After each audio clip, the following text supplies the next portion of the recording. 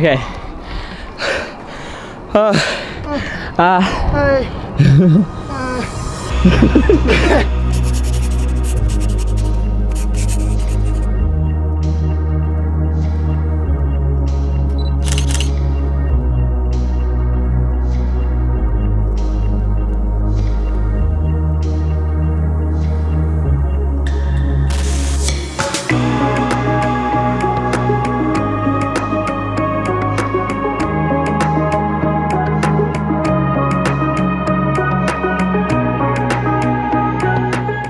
So we just made it to Mount Fuji, and every time we go somewhere in Japan, I'm just in shock. It's simply better. Every day just gets better. Like, it's insane. We got here and we've just hired a car now. Fucking go. So we're gonna go pick up the car now so we can just drive around, because there's a lot of small locations in Mount Fuji that I want to visit to take photos of. So I think first we're gonna drive to the shrine. I don't know what it's called. I want to drone the mountain. I don't even know if you're allowed to drone the mountain, but I'm gonna do it. I'm gonna do it anyways. Just look what we're looking at right now. What do you mean? Oh wait, it's overexposed. That is what we're staring at right now. It has to be the best country I've ever been to in my life. Nicest people, best the people weather. are so nice. Like, the weather here is actually so beautiful. It's not like that cold. Yeah. It's just perfect, sunny. I love it when it's sunny and it's cold. bit. I've literally seen the photo of Mount Fuji from the shrine on Instagram like at least once a day. So at Visit Japan, he's your biggest fan. I'm keen to take it myself. And we're going to Sapporo tomorrow. So it's going to be snowing there. It's snowing here. It's not snowing as much, but I'm pretty sure in Sapporo it's going to be all snow. You know what's really insane? The So- architecture in Fuji, like it's so beautiful. Yeah, it's got like that old Old school vibe. It's got like an old school vibe.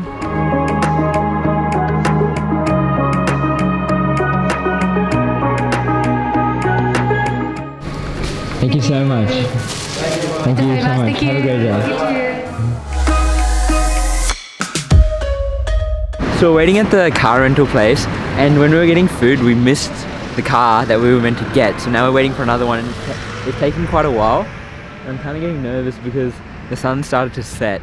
Obviously I don't want to stress out about that too much because it's just a photo, but you know, would be nice to get that shot during sunset.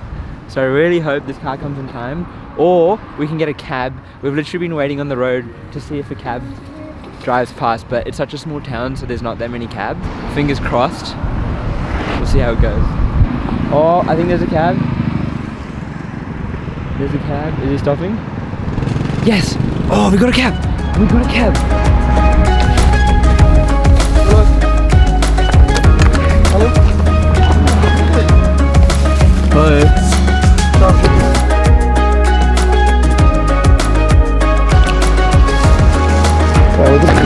Alright, we made it to the shrine.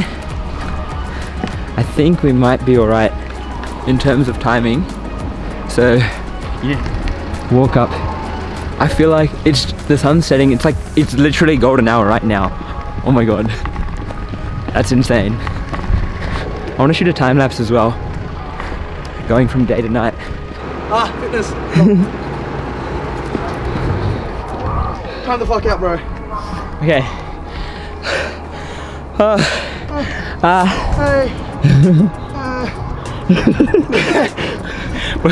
We're like really unfit, as you can see, but this is really steep. It's so steep. I'm puffing. Oh, all this food. Last few days, no working out at all. No matter how many photos you take here, it'll never do justice. Like, every single person has to experience this in real life. That's crazy. This is actually insane. Like, what?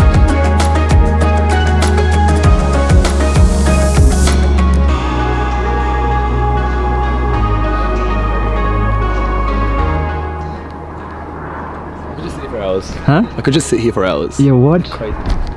Like, Crazy. this has to be the best view I've ever seen in my life to date. Dude, that's crazy. What an insane country. Rated out of 10. Crazy. Have you ever seen anything like this? Nope. Crazy is not out of 10. What's your other? I'm not ready. Mario Kart was 10, so.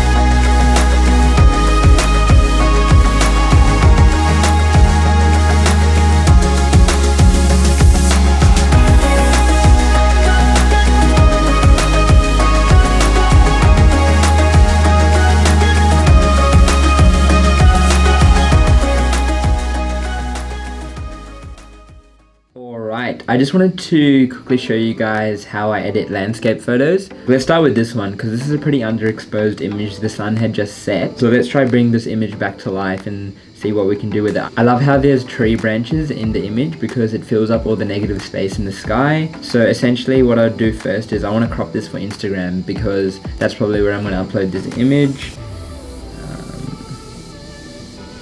Be something like that. Yeah, I think that looks pretty good. I usually hit level to just make sure the image is nice and centerized.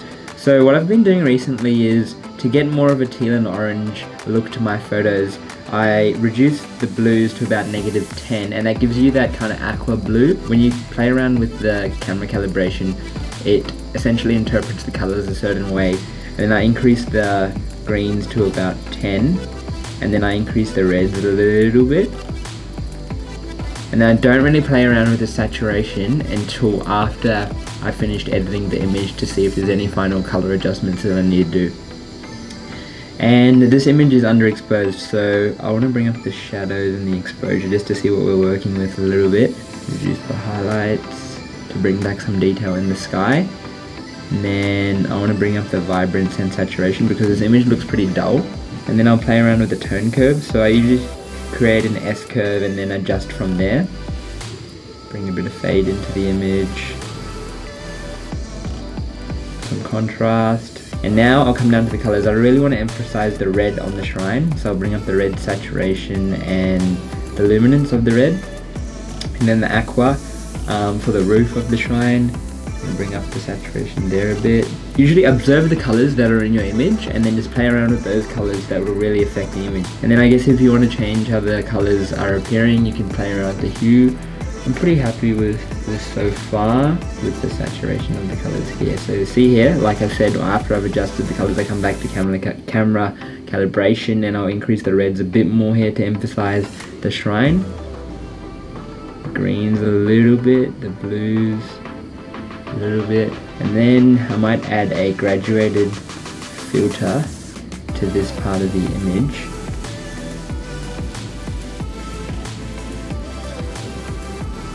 And see what we can do here. Maybe the clarity. I'm gonna bring up the clarity of the city just a little bit because it's very like, it looks pretty blurry to me, so I'm just going to bring up, and yeah, that looks pretty good. I actually want to, these tree branches look really dull, so the greens and the luminance of the greens, bring that up a little bit, and then I'm going to add another graduated filter, and just emphasize, take a bit of, increase the shadows to bring out the leaves a little bit. So here, this image looks pretty good to me. Like, I would post this to Instagram. It feels like there's a bit of negative space here on the left side of the image. So what I would do usually is to add a bit of a creative touch. I'll take this image into Photoshop and maybe I'll add something to it. So maybe in this image you could just add birds here. So here we have an image of birds, and then just make them smaller so it looks realistic. Bring the opacity of the bird down a little bit so it blends in nicely. Here we have the before, the edit, and then here's the after. So yeah, just a few minutes of editing and you can really change an image. We'll do one more. So this is a drone shot I got after the sun had set. So I use the DJI Mavic Pro, the first one. If you guys own a Mavic Pro, you know that it sucks at low light. So I'm pretty surprised that this image came out how it did. Let's see what I can do. So again, I'm gonna crop for Instagram. And then again, I'll come down like we did before. Level, doesn't really do much in this case because it's already level. Again, I'm going to reduce the blues to -10, greens, and then some reds. Okay, so let's bring up the shadows and the exposure. Reduce some highlights, play around with the temperature, maybe make it a bit warmer. Vibrance, saturation, tone curve. So you can see how normally I follow a pretty consistent editing style with any photos I edit. Like, this is the approach I normally take, and I just keep tweaking them till I'm satisfied with the way the image looks. that's what I mean with finding your own style with editing, because you may like to do your base edits first before you go to calibration or before you crop your image. Like, everyone has their own style of editing, and that's what I encourage you to find out, which will make your workflow a lot faster. Tone curve, and then I'll come here and play around with the colors. So I really want to emphasize the lights, which are yellow in the city, so I'm going to bring them up. In this case, there's a bit of noise in the image, so I'll put a bit of noise reduction, but not too much, because the more noise reduction you put in, it's going to make your photo look very soft. So I wouldn't add too much, but yeah, just maybe like 5 and like 40 in detail is like a sweet spot for me. So that, and now what I want to do is I really want to emphasize the city, so I'm going to add a graduated filter to the bottom, and I'm going to bring this up, exposure, and then I'm going to bring up the shadows, I'm going to bring up the clarity and the saturation. So that's my final edit for this image. So again, you can take this into Photoshop if you want to be creative. Maybe you can add stars, maybe you can add a planet, birds, whatever you want. Photoshop is where you can get really creative depending on your creative style. But yeah, just wanted to give you guys a quick rundown on my editing workflow, which has changed a little bit from the last editing tutorial I did. I hope you guys have enjoyed the first 2 episodes of the Japan series. A few more videos on the way. But yeah, if you guys enjoyed this video, help me out by hitting that like button, subscribe if you want to see more videos, and I'll see you in the next one.